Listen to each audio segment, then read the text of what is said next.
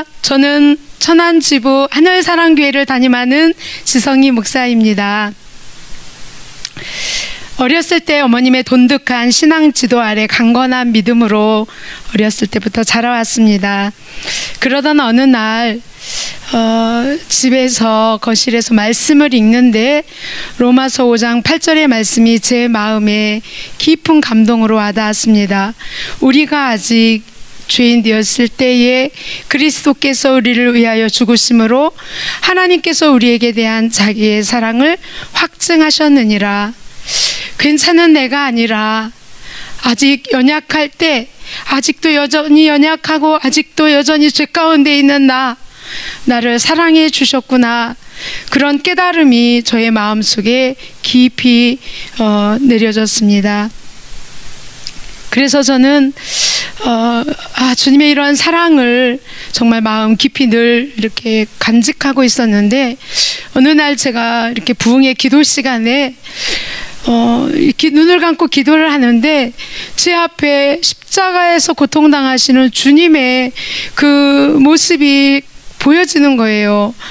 그런데 그 앞에 선 제 모습이 얼마나 정말 나약하고 보잘것없는지 작은 개미 새끼만한 그런 모습으로 느껴졌습니다.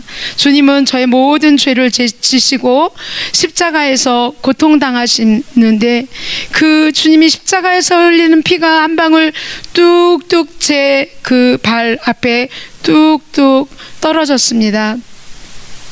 죄는 내가 지었는데 주님이 고통을 받으셨구나. 정말 가슴을 치며 얼마나 눈물로 회개하고 이제는 거룩한 삶을 살겠습니다라고 고백하고 다짐했습니다. 어느 날 제가 거실에서 성경 말씀을 읽는데 예레미야 20장 9절의 말씀이 제 마음에 이렇게 깨달아졌습니다. 내가 다시는 여호와를 선포하지 아니하며 그의 이름으로 말하지 아니하리라 하면 나의 마음이 불붙는 것 같아 답답하여 견딜 수 없나이다. 여호와 하나님의 이름을, 여호와 하나님의 사랑과 여호와 하나님의 심판을 말하지 아니하면 답답하여 견딜 수 없다는 그 예레미야의 심정이 조금 깨달아지면서 주님, 내가 누구를 만나든지 정말 복음을 전하는 그런 삶을 살겠습니다. 그렇게 결심을 하고, 그때 제가 유치원을 운영했었는데요, 노란 봉고차에 그 배추장사 아저씨들이 달고 다니는 그 큰 스피커를 봉고차 지붕에 달고 온 동네를 다 외치고 돌아다니면서 그런 복음을 전할 때가 있었습니다. 그런 열정과 그런 사랑이 정말 하나님의 말씀 속에서 저에게 부어주셨습니다. 저희 충남노회에서 예심전도를 소개하셨습니다. 그래서 예심전도, 천안지부 예심전도 사관학교가 세워지면서 1기 때부터 훈련을 받게 되었는데, 사실 마음은 뜨거웠지만 예수님 믿으셔야 구원받습니다. 예수님 믿고 천국 가십시오. 예수 천당 불신지요. 막 이렇게 외치기는 했지만 좀 뭘 또 전해야 되지? 메시지에 대한 부분이 항상 부족했고 또 갈급했는데, 예심 훈련을 받다 보니까 메시지 전할 내용들이 너무 많고 정말 너무 풍부하고 너무 쉽고 또 메시지를 듣는 사람들도 쉽게 이해가 되어서 메시지 훈련이 너무 즐거웠습니다. 그래서 저는 어떨 때는 숙제하느라고 잠을 자고 싶지 않았고, 또 잠을 자다가도 일찍 일어나고, 제가 예심 숙제하는 저의 삶의 1순위예요. 제일 먼저 하는 것이 새벽기도 가기 전에 숙제하고, 그리고 조별 그 단톡방에 올리는 것이 저의 일과의 첫 순서가 될 만큼 그렇게 즐겁게 숙제를 하고 있습니다.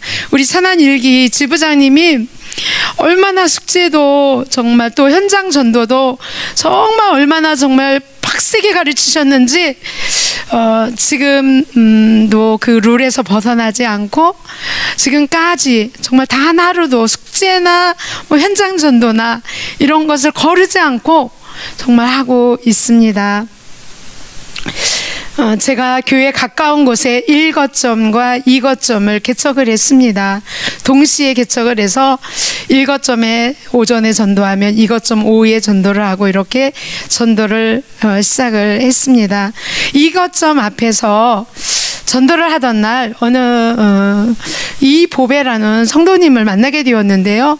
이분은 중화요리를 하다가 배달하다가 오토바이로 사고로 큰 사고를 당하신, 그래서 병원에 입원해 계셨습니다. 사고가 너무나 컸기 때문에 수년 동안 병원에 입원해 계셔서 이제 그 병원 앞에서 저를 만난 건데요. 제가 안녕하세요. 저는 하늘사랑교회 지성희 목사입니다. 혹시 교회 나가세요? 하고 이렇게 이야기를 건네니까 교회를 다녔었는데 지금 이렇게 입원해 있어서요. 이렇게 이야기를 하는 거예요. 그러세요. 그럼 이 병원 뒤가 우리 교회인데 저녁마다 기도회가 있으니까 한번 오시면 좋을 것 같아요. 그렇게 권면을 했더니 정말 이분이 그 다음날 저희 교회에 이렇게 오신 거예요. 한 번 오시는 것이 아니라 매일 저녁마다 저녁 기도회에 오시는 거예요. 그리고 주일날도 오시고 주일날 오셔서 등록하시고, 그리고 그 거점 현장에서 예수님을 진실하게 영접하고 그리고 잊어버려져 갔던 주님의 사랑을 조금씩 회복하기 시작했습니다.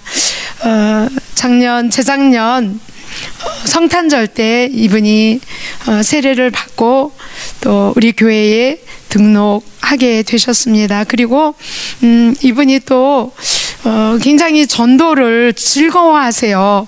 그래서 전도 4거점 전도 현장에 요일 전도로 섬기고 계십니다.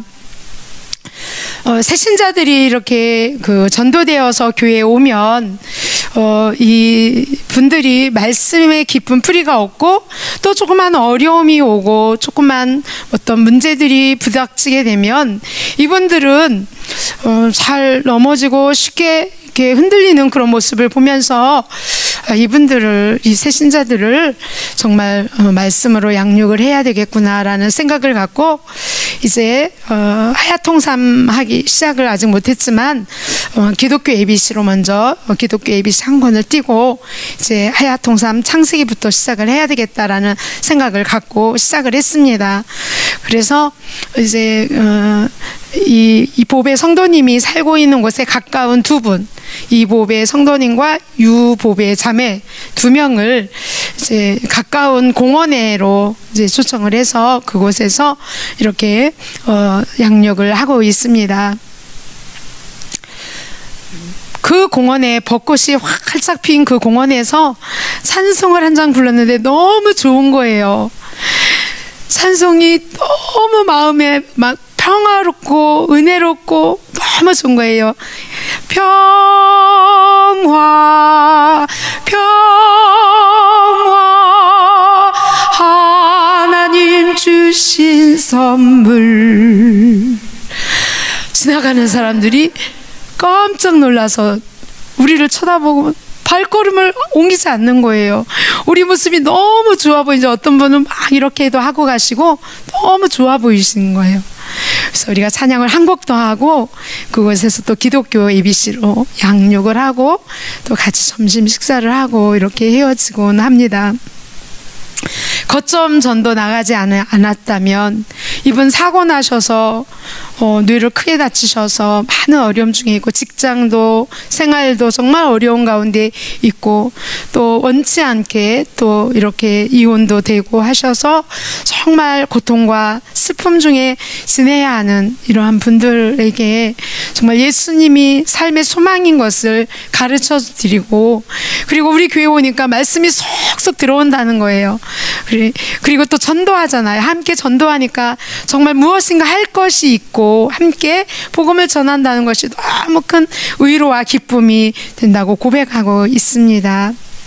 예수님을 통해서 예수님의 마음으로 한 영혼 한 영혼이 귀하다는 것을 깨닫게 되었을 때 마귀는 전도하는 것을 가장 싫어했습니다. 제가 1거점에 이렇게 파라솔을 피고 전도를 하곤 했었는데, 우리가 파라솔을 피면 금방 약국의 약사가 신고를 합니다. 그럼 5분쯤 지나면 경찰차가 출동을 하지요. 신고가 들어서 파라솔은 좀 걷어주셨으면 좋겠습니다. 또 구청차도 자주 옵니다. 구청 단속반 봉고차도 자주 옵니다. 뭐 파라솔만 걷으면 아무 문제 없다면 전도는 계속 해도 되잖아요. 그런 핍박이 지금 한 3년 가까이 계속, 우리가 파라솔을 피기만 하면 그런 어려움이 있지만, 지금 그래서 파라솔을 피지 않고, 일거점은 그냥 파라솔을 피지 않고 전도를 하고 있습니다. 어떤 방해가 와도 꿋꿋이 전도를 하니까 아무것도 문제될 건 없습니다. 어느 날 전도사관학교에서 이렇게 수업을 마치고 이제 강사님을 모셔다 드리려고 하는데 전화가 왔어요. 경찰한테. 혹시 그 하늘사랑교회 목사님이십니까? 그래서 예, 그런데요. 무슨 일이시죠? 그랬더니 이보배라는 분 아시죠? 그래서 예, 우리 교회 성도님이신데요. 투신을 했습니다. 그 소식을 듣고 너무 깜짝 놀랐습니다. 물론 이 보배 성도님이 21년 동안 정신병원에 입원해 있으셨고 조현병을 앓고 있었지만, 우리 교회를 저를 통해서 이 일거점 근처에서 저를 통해서 예수님을 믿고 전도된 분인데, 이런 소식은 정말 청천벽력과 같은 소식이었습니다. 정말 저도 마음이 아팠고 성도들도 큰 고통이 되지 않을 수 없었습니다. 근데 이분이 어떤 분이셨냐면,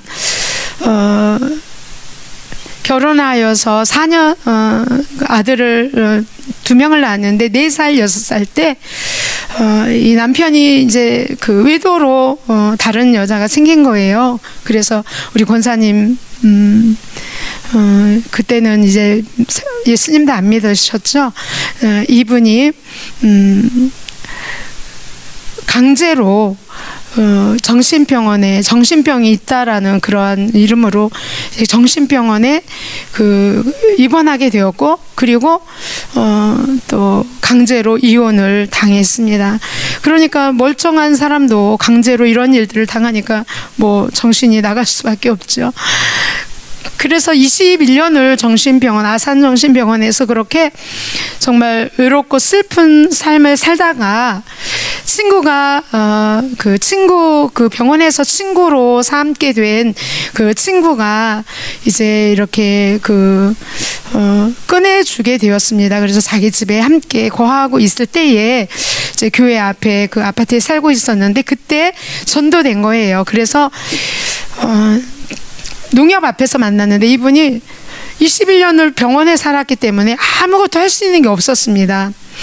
돈을 어떻게 찾아야 되는지, 또 길은 어디가 어디인지도 모르고 집을 찾지도 못하셨습니다. 그래서 제가 돈을 찾아드리고, 그리고 혹시 예수님을 믿으시냐고 했더니 자기 아주 어렸을 때에 교회를 다녀서 주기도문과 사도신경을 암송할 수 있다고, 그래서 병원에서도 아침에 주기도문 한 번, 또 사도신경 한 번, 저녁에도 주기도문 한 번, 사도신경 한 번, 이렇게 늘 하루도 빼놓지 않고 암송하고 있었다고 이야기를 하시는 거예요. 너무 반가워서 우리 교회로 모시고 와서, 여기가 우리 교회니까 이게 그다지 멀지 않았거든. 한 500-600m 됐는데 계속 앞으로만 가면 됐기 때문에 여기가 우리 교회니까 꼭 이번 주일날 우리 교회 오십시오, 이렇게 초청을 했더니요, 정말 주일날 감사한 금을 담아가지고 교회에 오신 거예요. 그때부터 이제 우리 교회에 이제 등록되어서 함께 신앙생활을 했습니다. 정말 10년 동안 비가 오나 눈이 오나 항상 이분을 모셔오고 모셔다 드리고, 저도 또 우리 장로님도 정말 수고를 아끼지 아니했습니다. 그런데 이렇게 원치 않는 이러한 질병으로 인하여 투신했다는 소식을 듣고 정말 마음이 이루 말할 수 없이 아프고 정말 낙심도 되었습니다. 그렇지만 전도를 쉴 수는 없다는 생각이 제 마음에 들었습니다. 이런 어려움이 오면 올수록 더 열심히 전도를 해야지. 정말 눈물을 머금으면서 한 영혼이 얼마나 소중한지를 더욱 깨닫게 되면서 전도 현장을 지켰습니다. 가끔 살아계실 때 1거점에 이제 집이 1거점 앞에거든요. 1거점에 나오셔서 목사님 이 시간이면 여기서 전도하실 시간이라 제가 나왔어요 하면서 파라솔 앞에 앉으셔서 음료수도 따라 주시고 또 차전도도 할 때 차도 따라 주시고 또 차도 따라 마시고 하시는 그런 모습이 지금도 선합니다. 그런 어려움이 있어서 이제 가족들에게 연락을 했습니다. 사실 10년 동안 큰 오빠가 한 번 와볼 정도로 가족들과는 아무 정말 연락 없이 그렇게 지냈습니다. 오직 교회가 정말 가족이었고 친척이었습니다. 그런데 이제 큰 오빠가 오셨고 그리고 둘째 오빠가 서울에 살으셨고 큰 오빠의 자제분이 여기 세종시 정부청사에 근무하셨는데 같이 이렇게 세 분이 장례식에 오셨습니다. 우리 교회에서 성도들과 함께 정말 장례식을 잘 치르고 장례식을 마치고 이 세 분에게 복음을 전했습니다. 그랬더니 이분들이 이제 한 분 한 분 복음을 전했는데 이 세 분이 다 예수님을 구주로 영접을 했습니다. 그리고 이분들이 하시는 말씀이 목사님 저희는 면목이 없습니다. 저희들은 자격도 없습니다. 저희들은 가족도 아닙니다 하시면서 우리 막법의 성도님이 남기고 가신 이 3천만 원 전세 그 보증금 이 돈은 우리가 교회에 헌금하기로 결정했습니다. 목사님 제가 여기 이렇게 각서를 썼습니다 하고 그걸 써서 주시는 거예요. 이제 아직 갑작스럽게 된 것이었기 때문에 이 돈을 제가 받지는 못했습니다. 정말 생각지도 않은 그러한 일들을 통하여서 이 형제들이 예수님을 믿고 또 구원을 받는 그런 계기가 되었습니다. 그리고 나서 이제 아들 둘이 있었잖아요. 4살 때 6살 때 헤어졌던 이 아들 둘이 있었는데 아마 경찰에서 연락을 한 것 같은데 이 아들들이 연락을 받고 오지 않겠다고 그렇게 이야기를 했는데 한 달쯤 지나고 나서 전화가 왔어요. 아들들인데 좀 찾아봐도 되겠느냐고. 그래서 오시라고. 그래서 만났습니다. 만나서 너무 어린 시절 어머니 얼굴을 뵀기 때문에 어머니 얼굴이 생각도 나지 않고 그래서 혹시 사진을 좀 볼 수 있는지를 물었습니다. 그래서 제 휴대폰에 마침 그 한 해 전에 제주도에 있는 제주 성령 충만 집회가 있었는데 제가 우리 성도님을 모시고 갔었거든요. 거기에서 찍었던 사진들을 보여드리고 또 교회에 오셔서 함께 이렇게 지냈던 모습 사진도 찍어드리고 또 1거점 전도 현장에서 차도 따라주시는 이런 모습들을 이렇게 보여드리고 사용하셨던 성경책도 보여드리고 또 사진도 또 그 증명사진도 이렇게 보여드리면서 어머니께서 평소 아들 이 두 분을 항상 가슴에 이렇게 마음에 품고 기도하셨습니다. 어머니가 참 고통스럽고 아픈 시간들을 보내셨지만 예수님을 믿으심으로 행복해 하셨고 그리고 항상 교회 오는 것을 즐거워하셨습니다. 형제님들도 꼭 예수님을 믿으셨으면 좋겠네요. 목사님 저희도 교회 다녔어요. 지금 조금 쉬고 있는데 저희도 다시 곧 신앙생활을 할 겁니다. 이렇게 정말 귀한 또 만남을 그리고 목사님 저희들은 그 보증금을 저희들은 포기했습니다. 교회에 헌금으로 드렸으면 좋겠습니다. 저희는 포기했으니까 목사님 꼭 귀하게 써주세요. 그렇게 이야기를 했습니다. 그래서 저도 간절히 이 아들들을 기도해주고 헤어졌습니다. 그 이후에도 가끔 이렇게 전화를 주고 받습니다. 어느 날 제가 우리 교회를 통하여서 하나님의 부르심을 받고 구원을 받고 하나님의 부르심을 받은 그런 형제 자매들을 생각해 보았습니다. 우리 교회를 개척해 놓고 6개월 만에 부르심을 받은 최보배 권사님, 그리고 또 39이라는 너무나 젊은 나이에 출산 중에 또 하나님의 부르심을 받은 김보배 자매님, 51세에 회심하여 복음을 전하다가 주님의 부르심을 받은 임보배 형제님, 한 번도 우리 교회에 나오진 않았지만 병상에서 예수님을 영접하고 그리고 영원한 천국을 소망 중에 살다가 가신 김보배 할아버지, 이런저런 분들이 정말 생각났습니다. 우리 교회가 역사는 짧지만 그것에 비해 많은 성도들이 교회를 통하여서 하나님의 자녀가 되었고 그리고 이제는 하나님의 집 영원한 천국으로 돌아갔습니다. 어느 날 그런 분들이 마음속에 생각나면서 참 사랑만 해도 짧은 인생이로구나, 사랑하고 싶어도 사랑할 수 없는 날들이 곧 가까이 오는구나, 이런 일을 위해 저는 더 성도들을 한 사람 한 사람 귀하게 여기는 계기가 되었습니다. 악한 마귀는 할 수만 있으면 전도자 방해하고 전도자들에게 큰 어려움을 갖다 주면서 이런저런 일들로 전도를 회방하고 방해하기도 합니다. 이런 어려움이 올수록 저는 전도 현장에 더 많은 시간을 할애했습니다.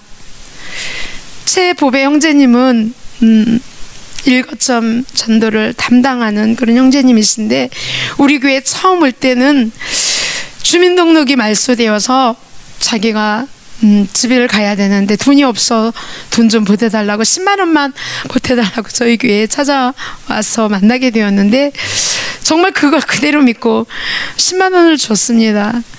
그런데 2년 후에 그 10만 원을 다시 들고 찾아온 거예요. 목사님, 제가 그때 거짓말을 한 거라고. 그래서 제가 그 손을 딱 붙잡고, 그때는 형제 발로 왔지만 지금은 하나님께서 보내주신 거니까 우리 형제님 더 이상 방황하는 인생 살지 말고 우리 함께 믿음 생활하면서 우리 함께 이렇게 믿음으로 지내자고 하니까 선뜻 대답을 했습니다. 그래서 함께 믿음 생활을 하던 중에 제가 중국 선교를 4박 5일 이렇게 다녀올 계기가 되어서 잠깐 갔다 왔는데 그 사이에 정말 비가 이렇게 부슬부슬 내리는 그 어느 날 우리 형제가 엘리베이터에서 그냥 이유 없이 우산으로 같이 타고 있는 그 여자를 이렇게 우산으로 이렇게 폭행을 한 것이 폭행죄로 그렇게 되어서 수감되었습니다. 1년 6개월 이제 이렇게 수감 생활을 하게 되었는데 천안 교도소에 제가 정말 토요일 주일 빼고 단 하루도 빠지지 않고 매일 찾아가 15분 그 접견 시간 15분 주는데 정말 가서 찬송 한 장 불러주고 기도해주고 말씀 한 구절 읽어주고 이 말씀을 붙들고 살아야 한다. 정말 그렇게 할 수 있었던 것도 정말 예수님을 만나서 예수님의 마음을 더 돈독하게 해주신 주님의 은혜였습니다. 1년 6개월 동안 형제는 성경을 12번 통독하고 그리고 새 사람이 되어서 우리 교회에 이제 다시 출석하게 되었고 또 LH 그 주택을 또 알선해서 제 아파트를 이렇게 임대해서 교회 가까이 생활을 하고 있습니다. 모든 전도 용품을 챙기고 또 전도 현장을 일거점을 같이 돕는 그런 동력자로 지금은 잠깐 논산집에 이렇게 가 있는 상황입니다. 1거점, 2거점, 거점을 만들고 이 거점을 통해서 전도된 영혼들이 있는데, 우리 권사님, 목사님, 우리 아들, 우리 딸, 우리 며느리 다 구원받게 기도 좀 해주세요. 항상. 그리고 항상 감사 예물의 제목에 자녀들의 이름을 다 써서, 가족들의 이름을 다 써서 항상 예물을 드리며 기도하던 권사님의 자녀가 있었는데, 1거점 앞에 있는 아파트에 살거든요. 근데 거점에서 다 만나는 거예요. 항상 같은 시간에 있다 보니까 출퇴근하는 사람, 또 그 동네에 살고 있는 사람들을 항상 만나게 되는 거예요. 근데 권사님이 늘 눈물로 그렇게 기도하는 이 김자매, 김보배 자매, 김보배 형제 만나게 된 거예요. 다른 날 각각 만났는데 정말 그 파라솔 밑에서 손을 간절히 붙잡고 예수님을 영접하여서 새생명 행복축제에 온 거예요. 작년에는 못했지만 그 전에 해에는 새생명 행복축제를 했는데 1거점, 2거점을 이렇게 개척해놓고 전도된 분들이 초청되어서 왔는데 23분이 오신 거예요. 얼마나 정말 기쁜지. 그래서 그렇게 정말 복음을 전하면서 이분들에게 정말 또 연락처를 다 받고, 그리고 이제 또 우리 본부에서 보내주시는 그러한 IT 전도, 메시지, 영상 이런 것들을 보내주고 있습니다. 이분들은 지금 코로나로 인해서 이제 쉬고 있는 분들이 훨씬 많이 계십니다. 최근에는요, 지금 3월 25일 이제 지난달 말쯤에 이보배라는 천주교인을 만났는데, 이분에게 제가 예수님 믿으세요? 이렇게 물으니까 저 성당 다니다가 안 다녀요? 그러는 거예요. 그래서 왜 그러셨어요? 무슨 일 있으셨군요? 그랬더니 뭐 거기에서 받은 상처들을 이야기하는 거예요. 그래서 제가 사람들은 다 죄인이잖아요. 우리가 아프면 병원 가서 병원에서 치료받듯이 우리는 다 죄인이기 때문에 예수님이 필요한 거예요. 아픈데도 병원 가서 치료받지 않으면 나만 손해잖아요. 우리 이보배 자매님 이런 일들로 인해서 예수님을 떠나면 우리 이보배 자매님 손해인 거예요. 하고 이제 복음을 전하고 예수님은 믿어도 되고 안 믿어도 되는 것이 아니라 꼭 주님께로 다시 돌아와야 된다고 했더니 명함전도지 1번만 전했는데 내가 다시 믿음 생활 할게요 이렇게 하고 예수님이 영접하는 거예요. 천주교회 다녀도요 구원의 확신도 없는 거예요.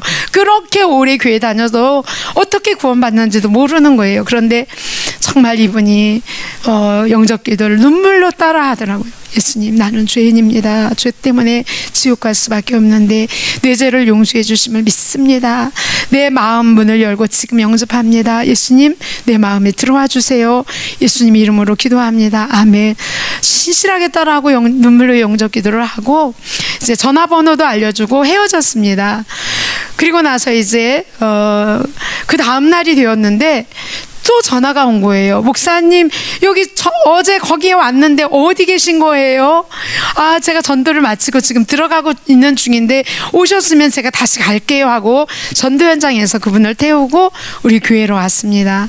와서 이제 이런저런 이제 교제를 하다 보니까 1시간 반 동안이나 자기가 살아온 그런 이야기를 하시는데 어렸을 때 너무 정말 아버지가 외도하면서 그 자녀들을 다 버린 거예요. 그래서 엄마가 어떻게 살 수가 없으니까 이 자녀를 계모 밑에 버려두고 엄마는 가출하고 그리고 정말 어려운 삶을 이렇게 떠돌이 삶을 살면서 초등학교도 못 다니고 중학교도 못 다니고 그러다 보니까 글씨도 알지 못하고 그런데 정말 어떻게 해서 글씨를 스스로 독학을 해서 글씨는 조금 안다고 하더라고요. 목사님, 내가 어제 목사님한테 목사님 전화번호도 입력하고 문자 보냈는데 흉보지 않으셨어요? 막 그러는 거예요. 그래서 아니에요. 저한테는 잘못 보내셔도 괜찮습니다. 전 다 알아들을 수가 있어요. 목사님, 제가 목사님 앞에 이렇게 제 살아온 부끄러운 날들을 다 이야기하는데도 하나도 부끄럽지가 않다는 거예요. 그런데 목사님은 제 얘기를 다 담아가지고 소중한 그릇에 담아서 이렇게 두신 것 같다는 거예요. 그래서 자기 마음속에 있는 무거운 돌덩이들이 쭉 빠져나간 느낌? 아픈 상처들이 다 씻긴 그런 느낌이 든다는 거예요.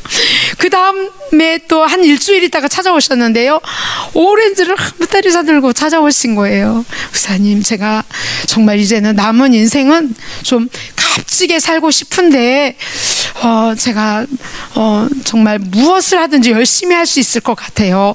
제가 정말 이제는 좀 보람된, 이제까지는 열심히 공장 다니고 회사 다니고 해가지고 돈을 많이 벌어서 집도 장만하고 아들 집도 사주고 이렇게 했는데, 이제는 제가 정말 값진 일을 하고 싶어요. 그러길래 제가 아유, 그러셔야죠. 그러면 값진 일이 있습니다. 아직도 하나님을 알지 못하고 죄를 버리지 못하고 돌아오지 못한, 또 상처받은 그런 많은 사람들이 있잖아요. 저와 같이 전도하면 될 것 같아요. 너무 즐거워 하더라고요. 이분에게 고린도후서 6장 8절로 10절의 말씀을 제가 전해줬습니다.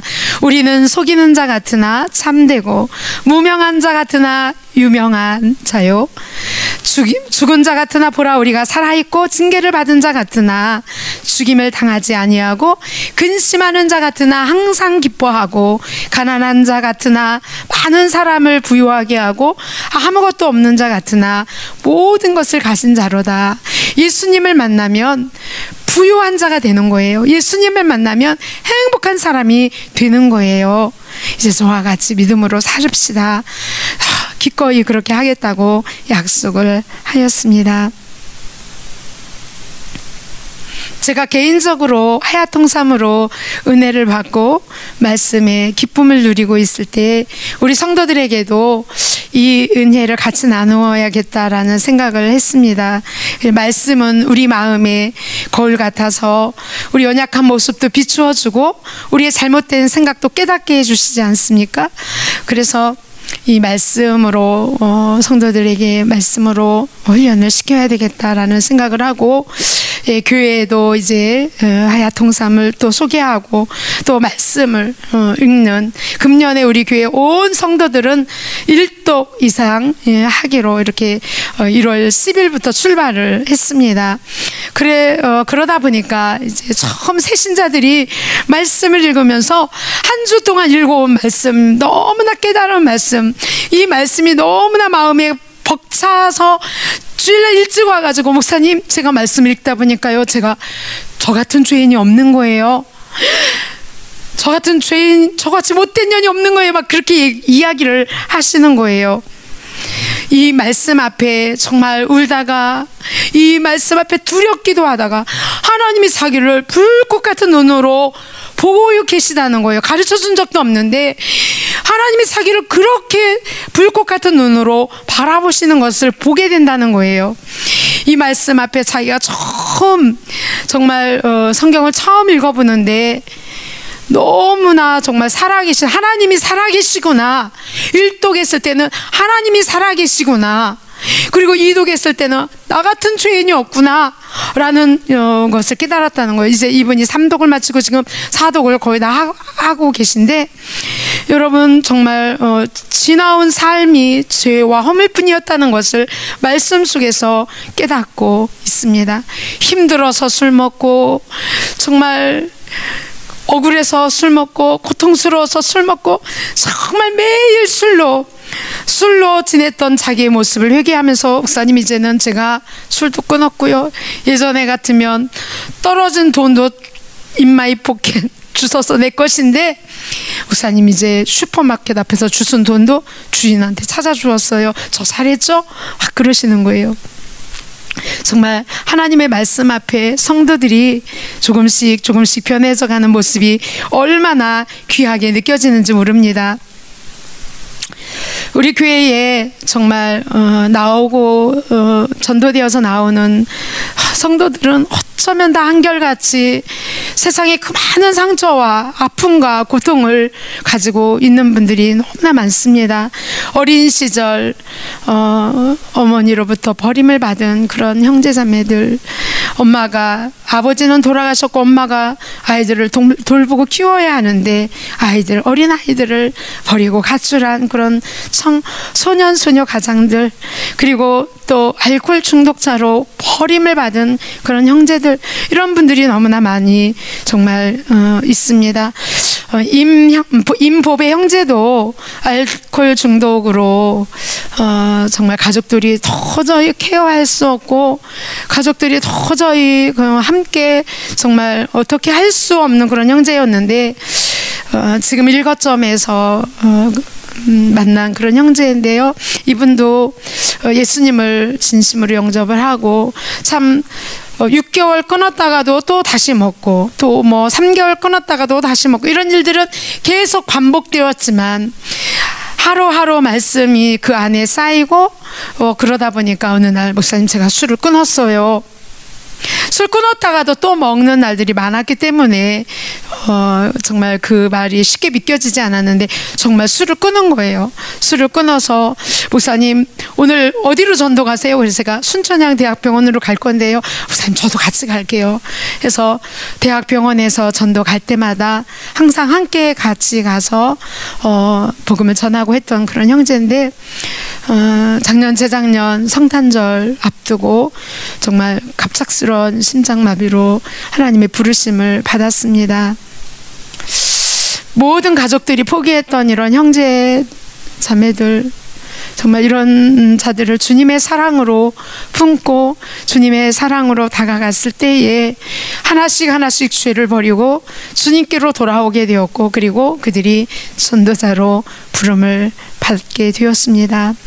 감당할 수 없는 바이러스로 인한 불안한 삶, 불평과 불만이 쏟아지는 현실 속에서도 영적으로 낙오되고 무기력해지는 상태일지라도 주님의 마음으로 이들에게 다가가고 주님의 사랑으로 품고, 그들을 포기하지 않고 끝까지, 정말 낙심하지 않고 끝까지 다가갈 때, 부단히 말씀으로 양육할 때 성도들은 조금씩 변화되기 시작하였습니다.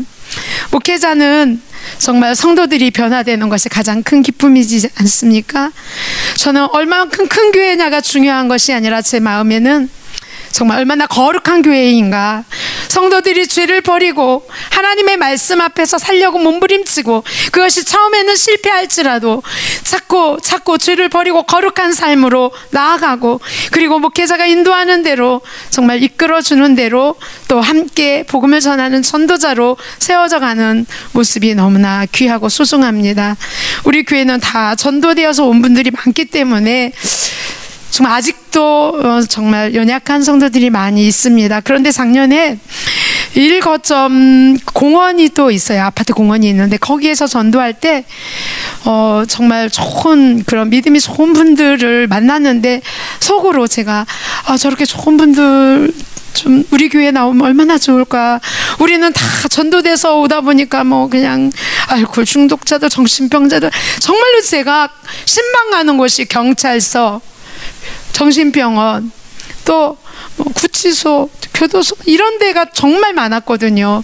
그래서 저는 평범한 목회를 하는 그런 목사님들이 너무 부러웠는데, 정말 그 공원에서 전도할 때 저런 분 좀 우리 교회 나왔으면 좋겠다라고 생각했는데, 1년 딱 지나고 났는데 정말 그분 부부들, 그리고 남매 부부들이 저희 교회에 오시게 된 거예요. 하여튼 코로나 때 정말 예배가 닫히고 멈추고 전도가 멈추고 그랬을 때 멈추지 않고 매일 기도하고 매일 전도하고 매일 저녁마다 저희 또 기도하거든요. 그렇게 하는 교회가 너무 정말 갈급하고 사모한 이분들이 정말 하나님 앞에 기도하면서 저희 교회에 하나님 보내주셔서요, 매일 전도자로 같이 또 이렇게 섬기고 세움을 받고 있습니다. 저는 예수님을 통해서 주님이 주신 주님의 마음으로, 정말 우리 하나님 아버지의 마음으로 영혼을 바라보고 또 영혼을 향해 나아가고, 그리고 정말 말씀 앞에서 정말 변화되고 싶어서 몸부림치는 그런 모습을 볼 때에 정말 너무나 행복합니다. 예전에는 제가 내 목회의 전도를 담았습니다. 내가 열심히 전도하면 목회가 풍성해지겠지, 교회가 부흥되겠지, 이렇게 목회의 전도를 담았습니다. 그렇지만 지금은 예심에서 배운 대로 이제는 전도에 저의 목회를 담고 저의 온 일생을 다 담았습니다. 우리 교회는 정말 얼마나 목사님이 전도 갑시다, 오늘 특별 전도합시다 하면 정말 순종하려고 애를 쓰는 모습들이 너무 귀합니다. 이 모든 영광 하나님께서 정말 받으시기 합당하시고, 정말 연약한 자를 통해서 하나님의 마음을 주시고 예심의 마음을 품고 이 거점 전도에 이렇게 정진하게 하신 주님께 영광과 찬송을 올려드립니다. 할렐루야.